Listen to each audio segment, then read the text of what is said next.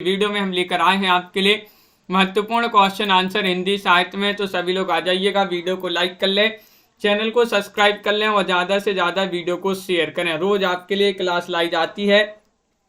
तो आज का अपने यहाँ पर फर्स्ट क्वेश्चन क्या पूछा गया है देख लेते हैं। आज का फर्स्ट क्वेश्चन यहाँ पर दिया गया है कि किस आचार्य ने शांत और प्रियान नामक दो अन्य रसों का वर्णन कर रसों की संख्या 10 मानी है। भाई आचार्य आपके लिए यहाँ पर चयन करना है, कौन से हैं।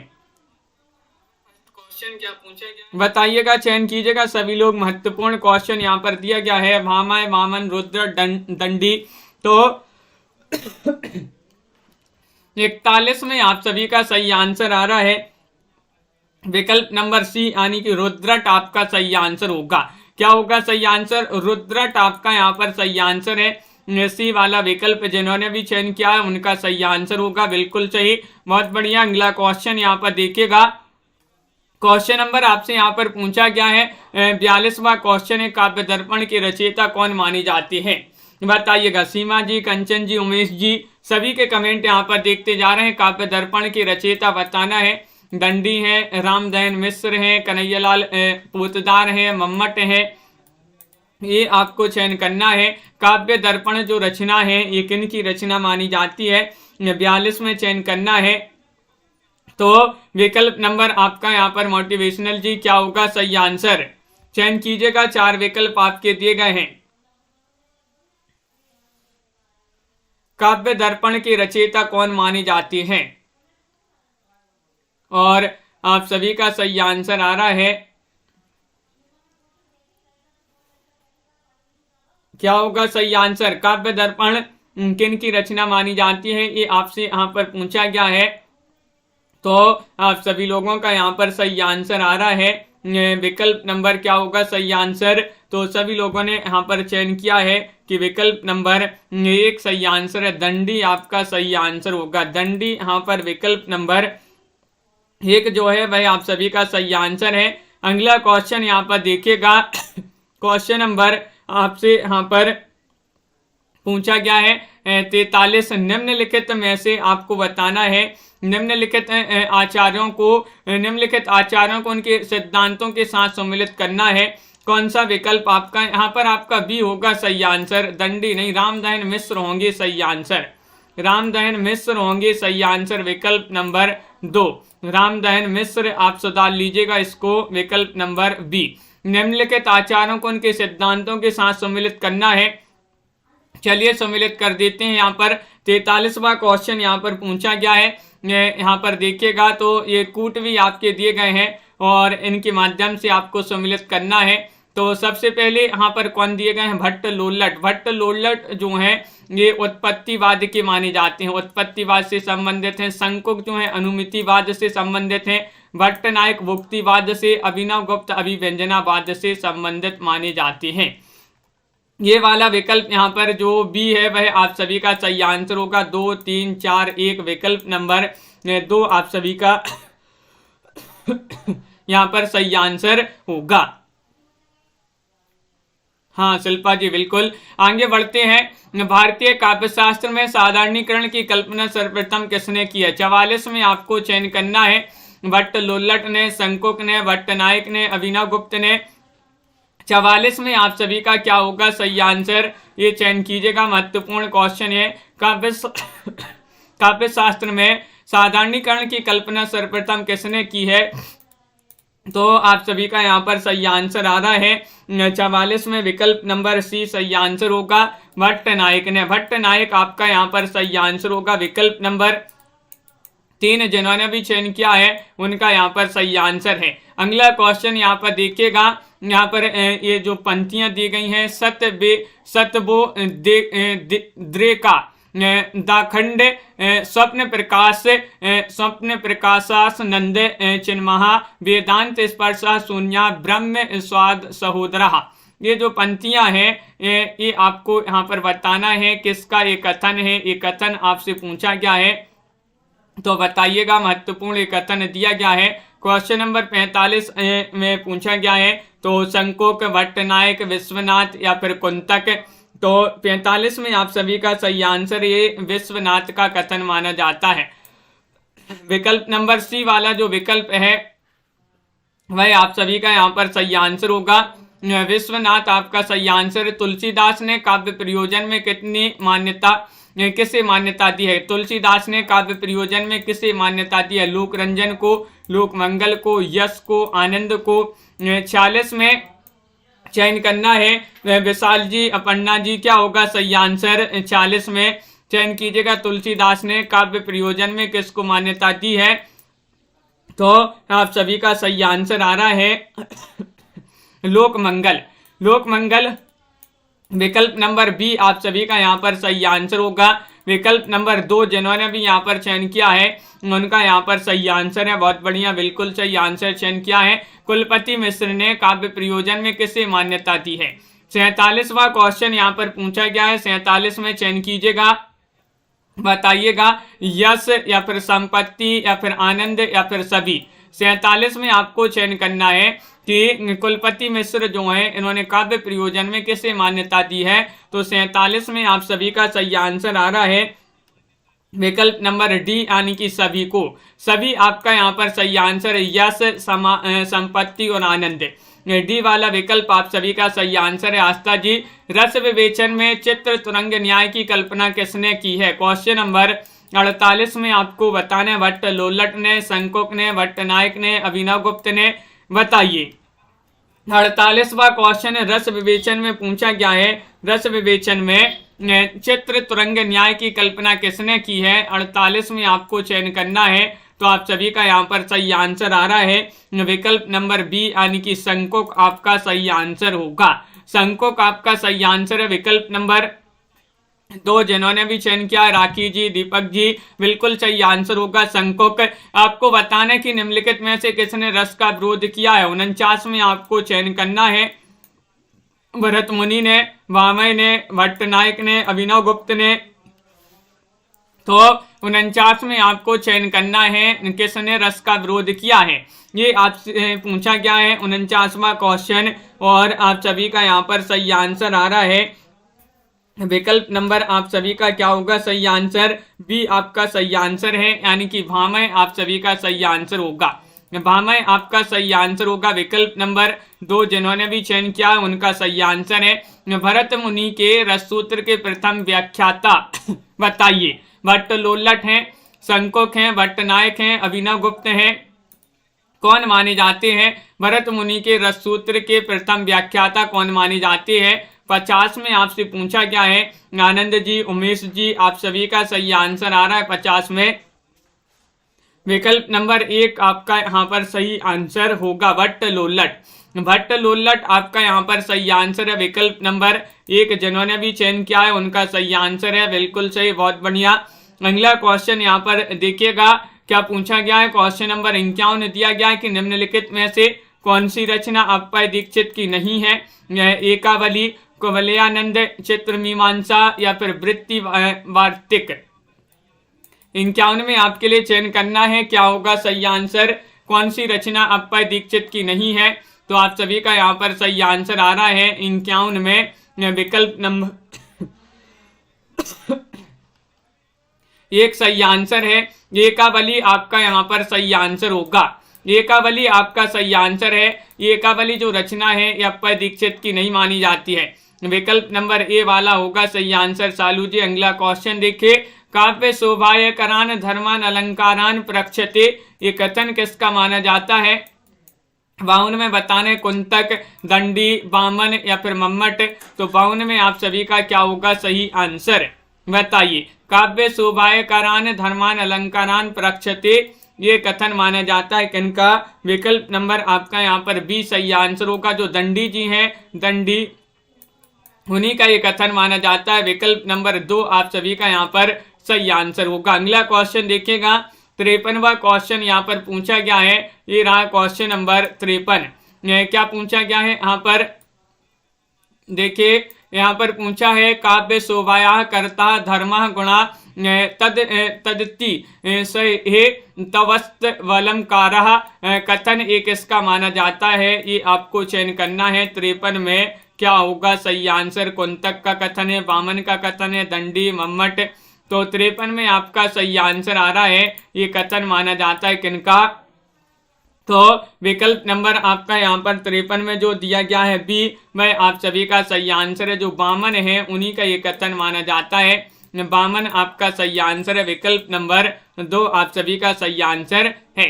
रीति संप्रदाय से संबंधित काव्य शास्त्रीय ग्रंथ कौन सा माना जाता है? काव्य अलंकार सूत्र है, काव्यादर्श है, काव्य दर्पण है, काव्य अलंकार सूत्र वृत्ति है। चंगन में आपके लिए चयन करना है, रीति संप्रदाय से संबंधित काव्य शास्त्रीय ग्रंथ कौन सा माना जाता है, ये पूछा गया है चंगन में। साधना जी, MS वर्मा जी, तनु जी, आप सभी का सही आंसर होगा विकल्प नंबर डी सही आंसर है। काव्य अलंकार सूत्र वृत्ति जो है वह आप सभी का सही आंसर होगा। रीति संप्रदाय से संबंधित काव्य शास्त्रीय ग्रंथ माना जाता है काव्य अलंकार सूत्र वृत्ति, डी वाला विकल्प। अगला क्वेश्चन देखिएगा, काव्य कल्पद्रुम के रचयिता कौन माने जाते हैं? 55 में आपको चयन करना है। लाला भगवान दीन है, कन्हैयालाल पोद्दार है, रामदयन मिश्र है, रमाशंकर शुक्ल रसाल है। 55 में चयन कीजिएगा, महत्वपूर्ण क्वेश्चन पूछा गया है। काव्य कल्पद्रुम की रचयिता कौन मानी जाती है? तो 55 में आप सभी का बी वाला विकल्प आपका सही आंसर होगा।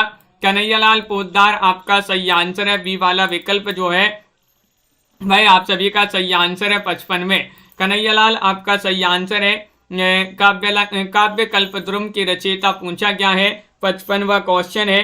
अगला क्वेश्चन यहाँ पर देखिएगा, क्वेश्चन नंबर आपसे यहाँ पर पूछा गया है, दंडी ने गुणों की संख्या 10 संख्या कितनी जो है बताइए। दंडी ने गुणों की संख्या कितनी बताई है? 56 में बताना है। 24 बताइए, 10 बताइए, 20 बताइए, 3 बताइए, कितनी बताइए ये आपको चयन करना है, बताइए। हाँ बिल्कुल आनंद जी, दंडी ने गुणों की संख्या कितनी बताई है, ये आपके लिए चयन करना है 56 में। तो आप सभी का सही आंसर आ रहा है विकल्प नंबर बी यानी कि 10 बताइए। कितनी? 10 आपका यहाँ पर सही आंसर होगा। बिल्कुल सही, बहुत बढ़िया, सभी लोगों ने यहाँ पर सही आंसर चयन किया है। अगला क्वेश्चन यहाँ पर देखिएगा, क्वेश्चन नंबर आपसे यहाँ पर पूछा गया है 57वां क्वेश्चन है, निम्नलिखित में से कौन गुणों की संख्या 3 नहीं मानते? कौन नहीं मानते हैं? मम्मट, भामय, आनंद वर्धन या फिर बामन। ये 57वां क्वेश्चन यहाँ पर पूछा गया है और 57 में आपको चयन करना है। हाँ संगीता जी, तो आप सभी का यहाँ पर सही आंसर है। संस्कृत नहीं है, ये जो है काव्य शास्त्र से संबंधित अपन महत्वपूर्ण क्वेश्चन पढ़ रहे हैं। तो आप सभी का सही आंसर आ रहा है यहाँ पर गुणों की संख्या 3 नहीं मानते हैं, 57 में चयन करना है, डी सही आंसर होगा। बामन नहीं मानते हैं, कौन नहीं मानते हैं? बामन नहीं मानते हैं, विकल्प नंबर 4 आपका सही आंसर होगा। माधुर्य गुण में किस रस का प्रयोग नहीं किया जाता है? विवस्य रस, श्रृंगार रस, करुण रस, शांत रस। ये 4 विकल्प आपके दिए गए हैं। 58 में आपको चयन करना है, माधुर्य गुण में किस रस का प्रयोग नहीं किया जाता है, ये आपके लिए चयन करना है, बताइएगा। महत्वपूर्ण क्वेश्चन है राकेश जी, और आप सभी का यहाँ पर सही आंसर आ रहा है। मनीषा जी, लाइक करते जाइएगा सभी लोग जिन्होंने अभी तक लाइक नहीं किया है। विवस्य आपका सही आंसर होगा। ये जो रस है इस जो है माधुर्य गुण में विवस्य रस का प्रयोग नहीं किया जाता है, विकल्प नंबर आपका 1 जो है वह सही आंसर होगा। वैदर्भी रीति में किस गुण का समावेश रहता है, बताइएगा। जो वैदर्भी रीति होती है इसमें माधुर्य गुण, प्रसाद, ओज या फिर इनमें से कोई नहीं, बताइए। 59 में आप सभी को चयन करना है, वैदर्भी रीति में किस गुण का समावेश रहता है। तो आप सभी का यहाँ पर 59 में सही आंसर आ रहा है। क्या आ रहा है सही आंसर? विकल्प नंबर आपका यहाँ पर 59 में जो 1 है वह सही आंसर है, माधुर्य। माधुर्य गुण आप सभी का यहाँ पर सही आंसर होगा। विकल्प नंबर 1 जिन्होंने भी चयन किया है उनका सही आंसर होगा। बहुत बढ़िया। अगला क्वेश्चन यहाँ पर देखिएगा, क्वेश्चन नंबर आपसे यहाँ पर पूछा गया है 60वां क्वेश्चन है। दंडी ने काव्य दोषों की संख्या बताई है, 20 बताई है, 70 बताई है, 10 बताई है, 5 बताई है, कितनी बताई है? 60 में आपको चयन करना है, बताइएगा। 60 का सही आंसर। दंडी ने काव्य दोषों की संख्या कितनी बताई है, ये आपको बताना है। 60वां क्वेश्चन यहाँ पर दिया है।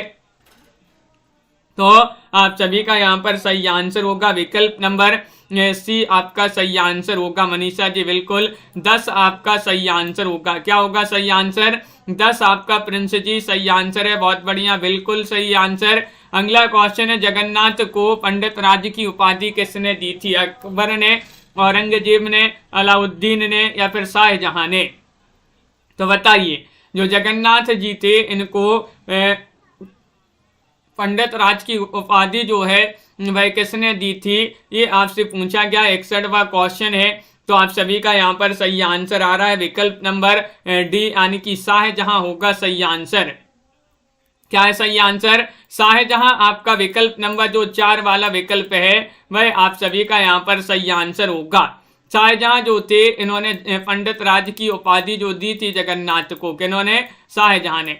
अगला क्वेश्चन यहाँ पर देखिएगा। क्वेश्चन नंबर आपसे यहाँ पर पूछा गया है, रूपक के कितने भेद होते हैं? क्वेश्चन नंबर 62 आपसे पूछा गया है। 3 भेद होते हैं, 10 भेद होते हैं, 12 भेद होते हैं, 18 भेद होते हैं, कितने भेद होते हैं? 62 में आपको चयन करना है। रूपक के कितने भेद होते हैं बताइए।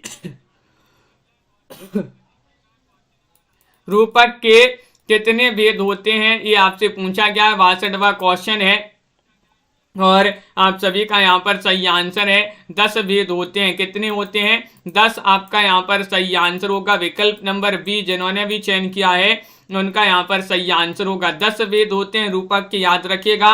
बहुत ही महत्वपूर्ण क्वेश्चन है, पूछा ही जाता है ये। मुकनद जी, आरती जी, क्वेश्चन नंबर आपसे यहाँ पर पूछा गया है। 63वां क्वेश्चन है, निम्नलिखित आचार्यों को उनके दार्शनिक आधारों को सम्मिलित करना है। चलिए सम्मिलित कर देते हैं। ये आपके यहाँ पर कूट दिए गए हैं, इन कूट की सहायता से आपको 63 में आप सभी के लिए चयन करना है। 63 में चयन कीजिएगा सभी लोग। एक बार देख लें, ये कूट आपके दिए गए हैं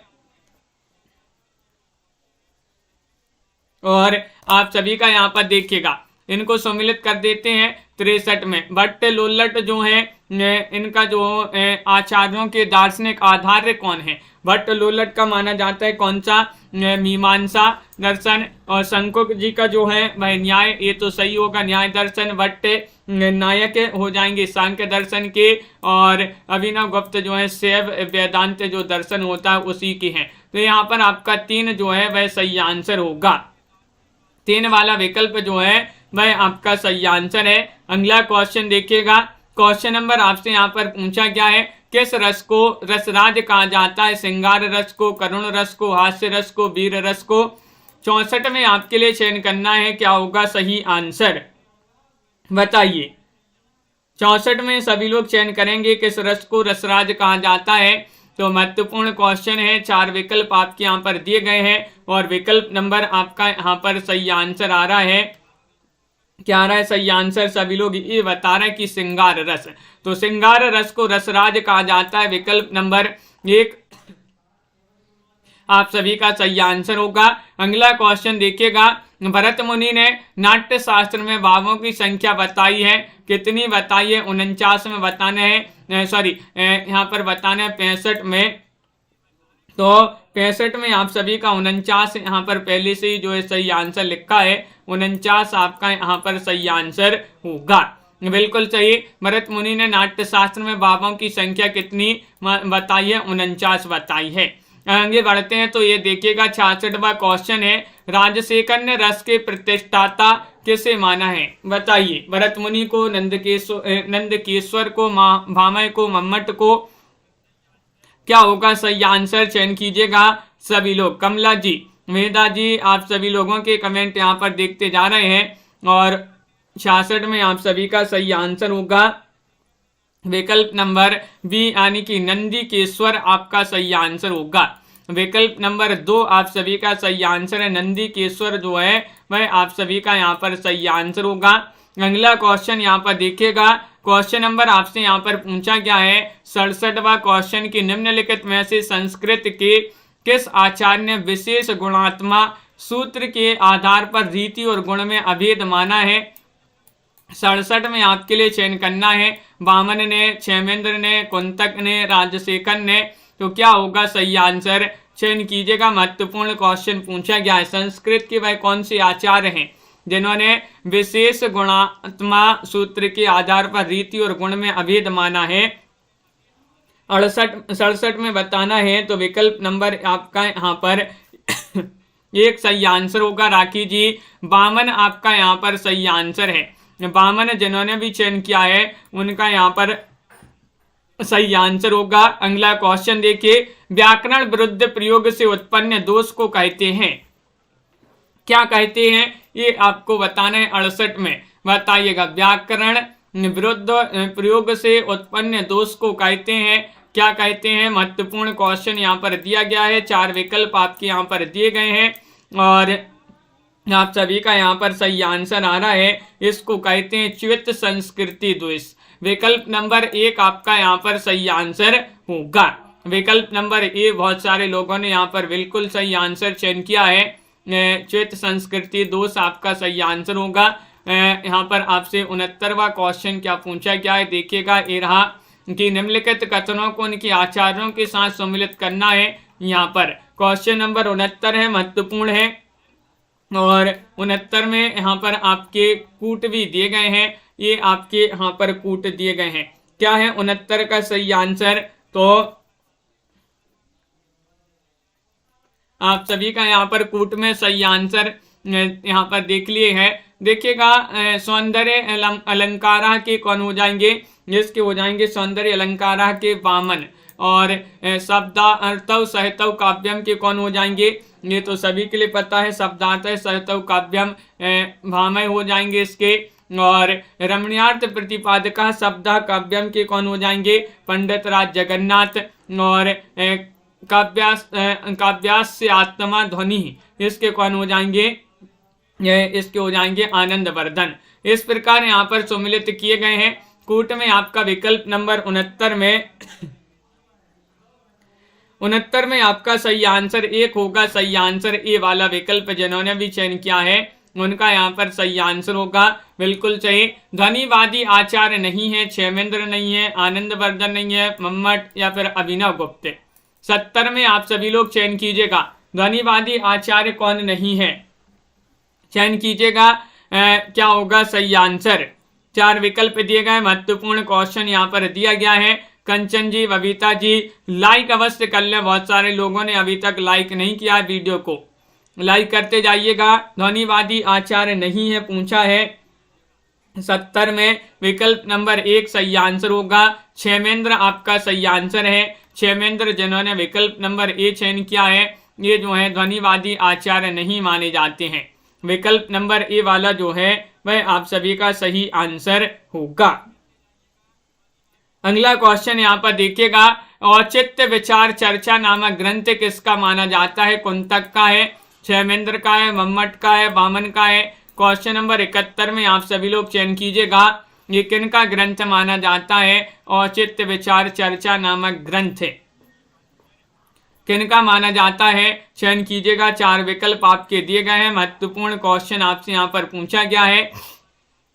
71वां क्वेश्चन यहाँ पर दिया गया है और 71 में आप सभी का बी वाला विकल्प सही आंसर होगा। औचित्य विचार चर्चा ये क्षेमेंद्र जी का ग्रंथ माना जाता है। बहुत बढ़िया महत्वपूर्ण क्वेश्चन यहाँ पर पूछा गया है। अगला क्वेश्चन यहाँ पर देखिएगा, क्वेश्चन नंबर देखिएगा, अगला क्वेश्चन है जिया जी, बिल्कुल। क्वेश्चन नंबर 72 में यहाँ पर बताना है, आचार्य कुंतक ने वक्रोक्ति के कितने भेद माने हैं। 5 माने हैं, 7 माने हैं, 6 माने हैं, 8 माने हैं।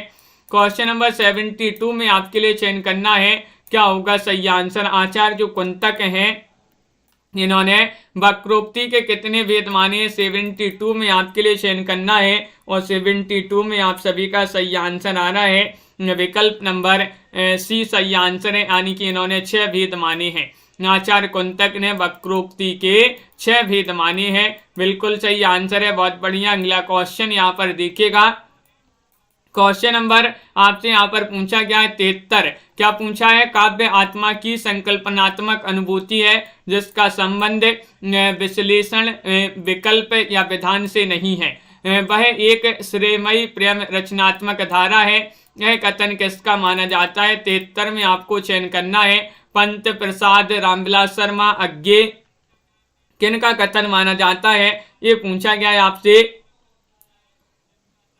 73 में विकल्प नंबर बी आपका सही आंसर है। प्रसाद जी का ये बहुत ही प्रसिद्ध कथन माना जाता है, काव्य आत्मा की संकल्पनात्मक अनुभूति है। बिल्कुल सही। अगला क्वेश्चन यहाँ पर देखिएगा, क्वेश्चन नंबर आपसे यहाँ पर पूछा गया 74, कविता भाषा में आदमी होने की तमीज है, ये पंक्ति किसकी मानी जाती है?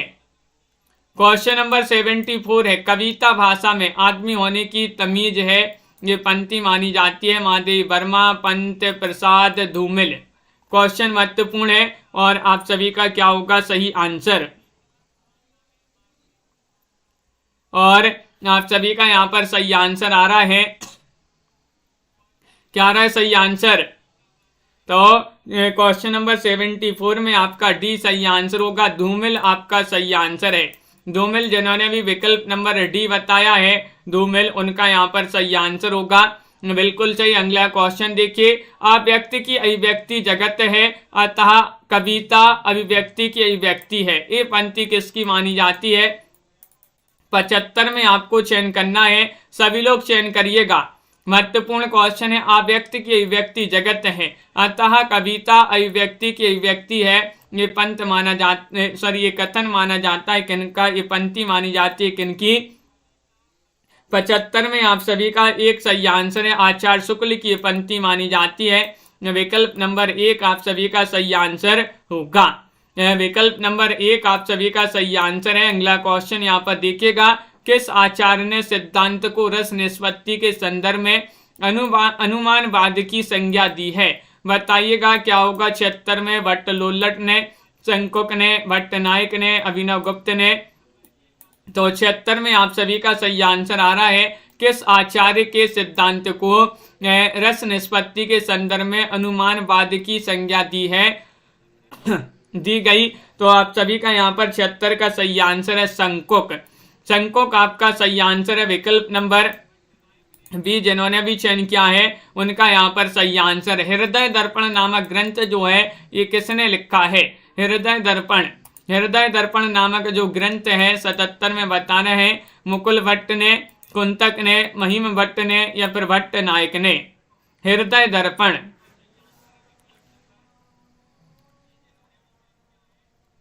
77वां क्वेश्चन यहाँ पर पूछा गया है। 77 में आपके लिए चयन करना है, हृदय दर्पण जो ग्रंथ माना जाता है भाई किनका माना जाता है? 77 में आपका डी सही आंसर होगा। डी यानी कि डी में आपके भट्ट नायक सही आंसर है। भट्ट नायक का ये ग्रंथ माना जाता है। विकल्प नंबर 4 आपका सही आंसर होगा। अगला क्वेश्चन यहाँ पर देखिएगा, क्वेश्चन आपसे 78 पूछा गया है, श्रव्य काव्य के कितने भेद होते हैं? 2 होते हैं, 3 होते हैं, 4 होते हैं, 5 होते हैं।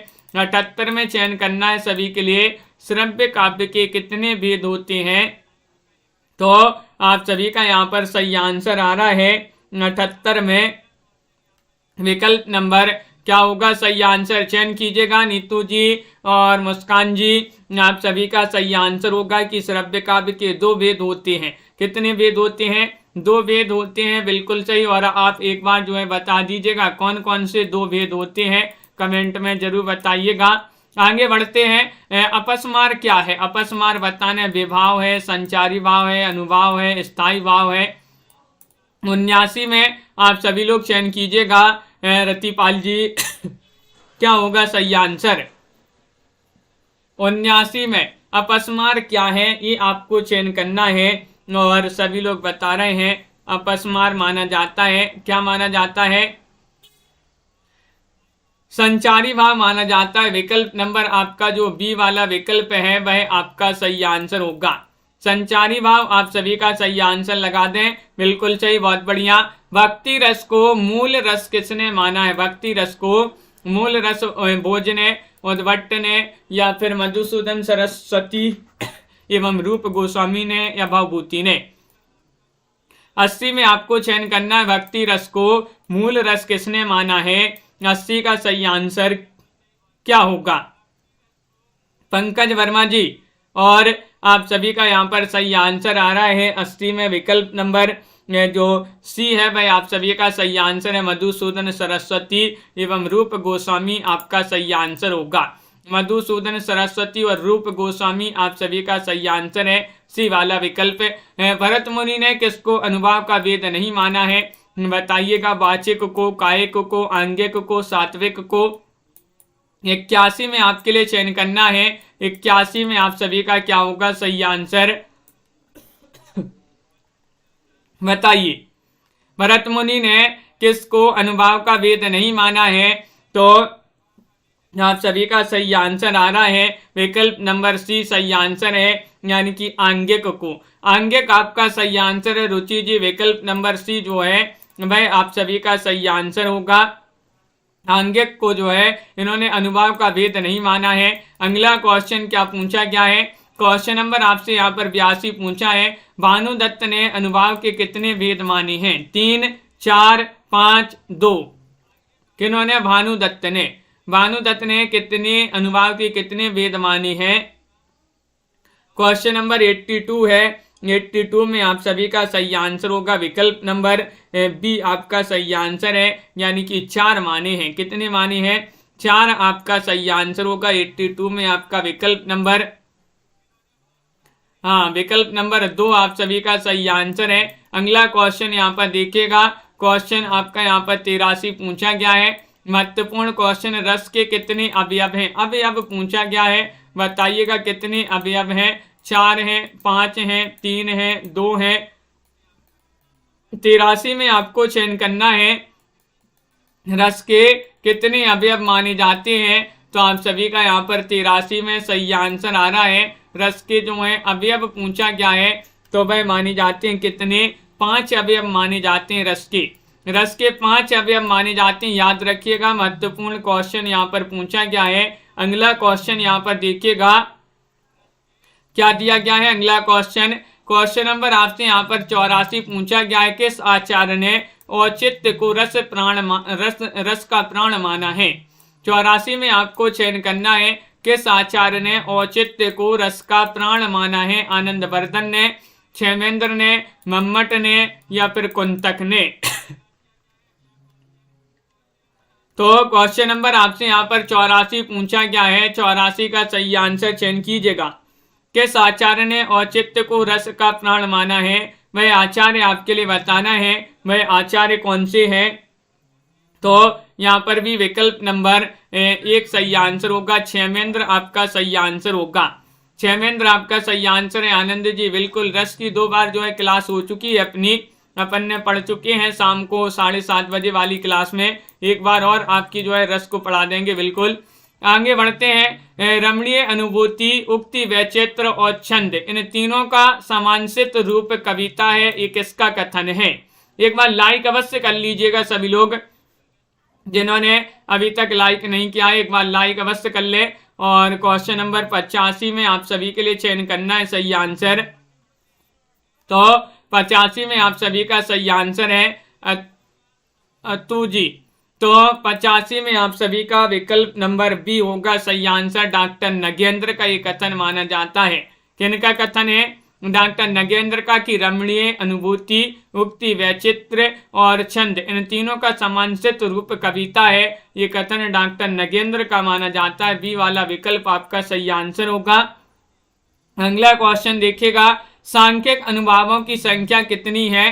क्वेश्चन नंबर आपका यहाँ पर 86 पूछा गया है। 4 है, 5 है, 6 है, 8 है। ये 4 विकल्प आपके दिए गए। महत्वपूर्ण क्वेश्चन है और आप सभी का क्या होगा सही आंसर। 86 में सांख्यिक अनुभावों की संख्या पूछा गया है और सांख्यिक अनुभावों की संख्या मानी जाती है कितनी। विकल्प नंबर बी आपका सही आंसर होगा। 5 मानी जाती है। कितनी मानी जाती है, 5 मानी जाती है। तो विकल्प नंबर आपका यहाँ पर बी वाला जो है वह आप सभी का सही आंसर होगा। बिल्कुल सही। अगला क्वेश्चन यहाँ पर देखिएगा, क्वेश्चन नंबर 87 दिया गया है। काव्य प्रयोजन के संबंध में मानवतावादी दृष्टिकोण किसका था। 87 में आपको चयन करना है, बताइएगा। आचार्य नंद दुलारी वाजपेयी, आचार्य हजारी प्रसाद द्विवेदी, नगेंद्र या रामचंद्र शुक्ल। 87 में आप सभी लोग चयन कीजिएगा काव्य प्रयोजन के संबंध में मानवतावादी दृष्टिकोण किसका है। तो आप सभी का यहाँ पर सही आंसर आ रहा है विकल्प नंबर क्या होगा सही आंसर, आचार्य हजारी प्रसाद द्विवेदी होगा सही आंसर। विकल्प नंबर बी वाला जिन्होंने भी चयन किया है बी विकल्प उनका यहाँ पर सही आंसर होगा, हजारी प्रसाद द्विवेदी आपका सही आंसर है। अगला क्वेश्चन यहाँ पर देखिएगा, क्वेश्चन नंबर आपसे 88 पूछा गया है, रीतिकालीन आचार्यों में सर्वप्रथम किसने काव्य प्रयोजन पर विचार किया है। 88 में चयन कीजिएगा, केशव दास ने, चिंतामणि ने, कुलपति ने, भिखारी दास ने। तो आप सभी का यहाँ पर सही आंसर है रीतिकालीन आचार्यों में सर्वप्रथम किसने काव्य प्रयोजन पर विचार किया है। तो आप सभी का सही आंसर होगा कुलपति, आपका सही आंसर है कुलपति, आपका यहाँ पर सही आंसर होगा। सी वाला विकल्प जो है वह आप सभी का सही आंसर है। रीतिकालीन आचार्यों में सर्वप्रथम किसने काव्य प्रयोजन पर विचार किया है, कुलपति आपका सही आंसर है, सी वाला विकल्प। 10 रूपक के रचनाकार कौन माने जाते हैं, 89 में आपको चयन करना है। 10 रूपक भानु मिश्र हैं, भोजराज हैं, धनंजय हैं, रोयक हैं, कौन माने जाते हैं 10 रूपक के रचनाकार। क्वेश्चन महत्वपूर्ण है, उषा जी, सुहानी जी, भावना जी और शुभम जी। और 89 में आप सभी का सही आंसर होगा, 89 में विकल्प नंबर क्या होगा सही आंसर, चयन कीजिएगा। 4 विकल्प आपके दिए गए हैं और विकल्प नंबर आपका यहाँ पर सी सही आंसर है, धनंजय होगा सही आंसर। क्या होगा सही आंसर, धनंजय आपका सी वाला जो विकल्प है सही आंसर है। काव्यालंकार सूत्रवृत्ति नामक ग्रंथ के रचनाकार कौन माने जाते हैं, वामय हैं, उद्भट हैं, वामन हैं, रुद्रट हैं। 90 में आपको चयन करना है, क्या होगा सही आंसर 90 का। काव्यालंकार सूत्रवृत्ति नामक ग्रंथ जो है वह किनका माना जाता है। तो आप सभी का 90 में सही आंसर आ रहा है, ये ग्रंथ माना जाता है किनका, तो विकल्प नंबर आपका सी सही आंसर है, वामन का ये ग्रंथ माना जाता है।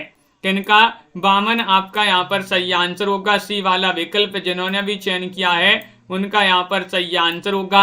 अगला क्वेश्चन यहाँ पर देखिएगा, क्वेश्चन नंबर आपसे यहाँ पर 91 पूछा गया, रस गंगाधर नामक ग्रंथ के रचनाकार कौन माने जाते हैं। 91 में बताना है, बताइएगा। विश्वनाथ हैं, जगन्नाथ हैं, वामन हैं, वामय हैं, तो चयन कीजिएगा। महत्वपूर्ण क्वेश्चन यहाँ पर दिया गया है।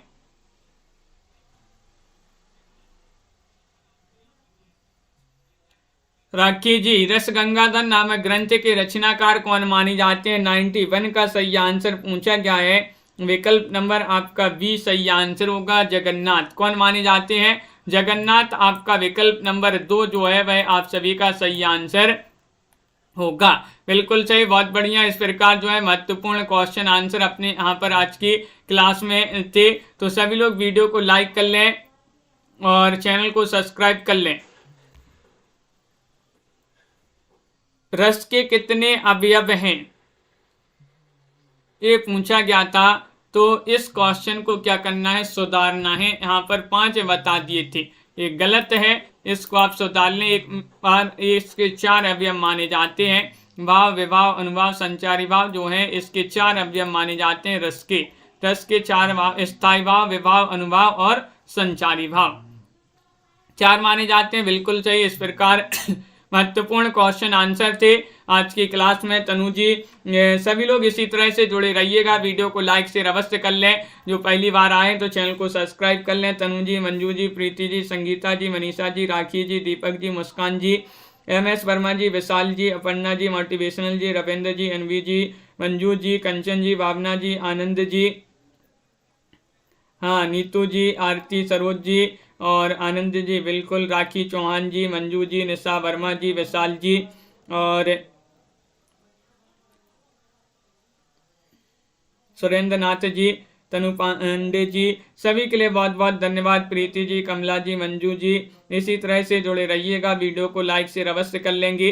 अगली क्लास सलोनी जी, बबीता जी, आपकी, पंकज जी, 7:30 बजे होगी, तो उसमें भावना जी, अत्तू जी सभी के लिए जुड़ना है। और सभी के लिए बहुत बहुत धन्यवाद, और सभी के लिए विशाल जी, जय हिंद।